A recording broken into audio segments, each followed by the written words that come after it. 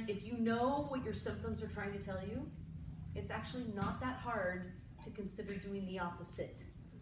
So let's not get too far into these, you know, and I'll go over them anyways, but these Ayurvedic words, vata, pitta, kapha, change, focus, nourish, dry, cold, hot, wet. Let's remember these are overriding words, dry, cold, hot, wet, making up the seasons, our elements, which is what Ayurveda is based on. So I'll spend more time explaining the digestion elementally. What happens when it's too cold? What are the symptoms? What do you do? Well, you do the opposite. So right now you could even just think of something warm, like soup would help a cold stomach. It really would, because it's a warmer, you know, it's warmer. When the body's cold, you give it warm, it sort of chills out. It may not solve every issue, but it's the beginning of it saying, okay, you're listening. You know, we've lost the art of listening and being able to say, what's the symptom mean and what am I going to do for it? When we're dry, that's like low flora. So what do you do when there's not enough, you know, water on the compost pile? Like our digestion is one big compost pile.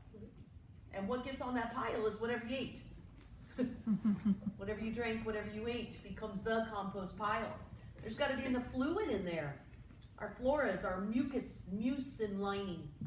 It's this beautiful, wet, juicy lining that lines from our mouth all the way to the esophagus, all the way to the stomach, the small intestines, and through the colon. And I'll tell you some interesting things about the appendix tonight, too, that people don't think about too much. The little immune filter we have. Pretty special.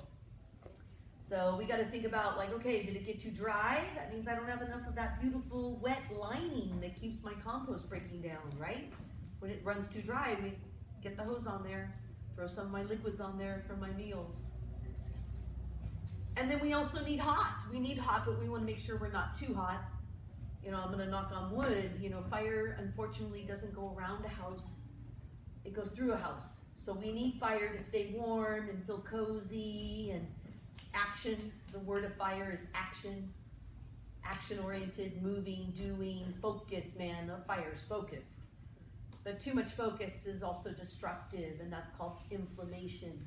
So what do we do when we have too much inflammation in the stomach or the gut? And being able to understand, whoa, this is a big fire. I got to figure out how to put the fire out. So let's, again, think simple, because we can always grow on simplicity. Simplicity works. I would not be doing this for 26 years if it didn't work. I'll tell you that right now.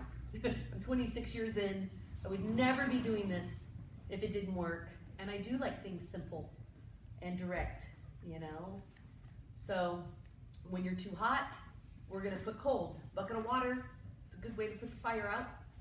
So we can also hydrate. We can cool it down. You know, that's when you want to think about alkaline food, or even more of a, you know, eating more of a cucumber. You know, they're very cooling, very wet. And I'm just starting. It's going to be a good class. I have so much to explain tonight. And then we have that mucus. When is there too much drainage from the sinuses and it's making mucus? Or you eat mucus-forming foods. Or you eat hot foods and make hot. Or you eat dry and make dry. Or you eat too much cold and make cold. So the beauty of Ayurveda and the digestive tract is, not only are you always figuring out what the symptom's telling you and you do the opposite, it's a balancing act of life. It really is just this beautiful balancing act. Nothing's going to get perfect and plateau and you just stay there. I'm sorry. I'm sorry to be the deliverer of that news. But, you know, the word perfect doesn't even exist in Ayurveda. It's not a word they use in all of the chakra samhitas or the shashruts, all the original texts. That word's not there. It's where are you at? What are you going to do to tweak it?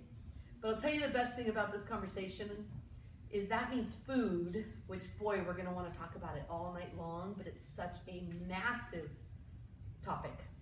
That's why I teach a 10-day on nutrition every, April? Every April, I believe. You can look at it online. But I have a 10-day on nutrition. It's a vast.